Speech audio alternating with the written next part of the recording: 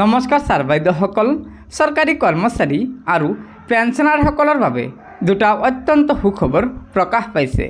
তাৰে প্ৰথমটো হৈছে চাকৰি চৰকাৰীকৰণ আৰু আনটো হৈছে চৰকাৰী কৰ্মচাৰী আৰু পেঞ্চনাৰসকলৰ জানুৱাৰী 2025ৰ মৰ্গীয়া বানচৰ ওপৰত। হয়, তাৰে প্ৰথমটো সুখবৰ চাব চৰকাৰী কৰ্মচাৰী আৰু পেঞ্চনাৰসকলৰ 2025 চনৰ জানুৱাৰী মাহৰ মৰ্গীয়া বানচৰ ওপৰত। শেহতীয়াকৈ ভাৰত চৰকাৰৰ শ্ৰম মন্ত্ৰালয়ে নৱেম্বৰ 2024ৰ AICPIWৰ সূচাংক প্ৰকাশ কৰিছে। সেই সূচাংক 144.5% হৈ আছে, যিটো পূৰ্বৰ মাহৰ সমানে আছে, অৰ্থাৎ কোনো সূচাংক বৃদ্ধি পোৱা নাই। আৰু বৰ্তমান সময়ত আমাৰ DA আছে 55.54%, অৰ্থাৎ 2% DA ইতিমধ্যে বৃদ্ধি পাইছে।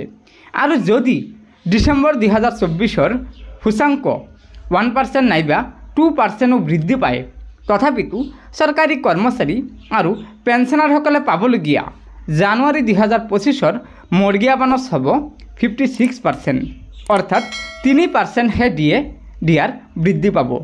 গতিকে ছাৰ বাইদেউসকল, এয়া আছিল জানুৱাৰী 2025ৰ আমাৰ মৰ্গীয়া বানচৰ শেহতীয়া খবৰ। আনহাতে আজিৰ আমাৰ দ্বিতীয়টো গুৰুত্বপূৰ্ণ খবৰ এয়া চাওক। 13 জানুৱাৰী 2025 তাৰিখে অসম চৰকাৰে এই পত্ৰখন প্ৰকাশ কৰিছে। পত্ৰখনৰ জৰিয়তে জনাইছে যে অসমৰ ৰাজ্যপালে মুখ্যমন্ত্ৰীৰ পৰামৰ্শ অনুযায়ী 13 জানুৱাৰী 2025 তাৰিখে ডক্টৰ ৰণোজ পেগু ডাঙৰীয়াক চেয়াৰমেন হিচাপে আৰু মন্ত্ৰী কেশৱ মহন্ত আৰু জয়ন্ত মল্ল বৰুৱা ডাঙৰীয়াক সদস্য হিচাপে নিৰ্বাচন কৰি এখন উপ কমিটি গঠন কৰি দিছে।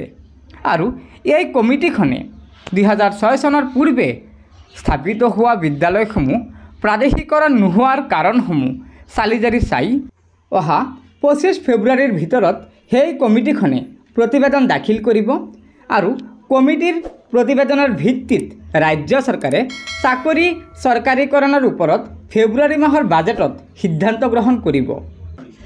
গতিকে ছাৰ বাইদেউসকল, এই দুটাই আছিল চৰকাৰী কৰ্মচাৰী আৰু পেঞ্চনাৰসকলৰ বাবে থকা আজিৰ গুৰুত্বপূৰ্ণ খবৰ।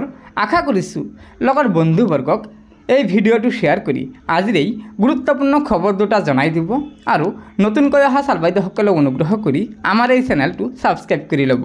ধন্যবাদ। জয় আই অসম।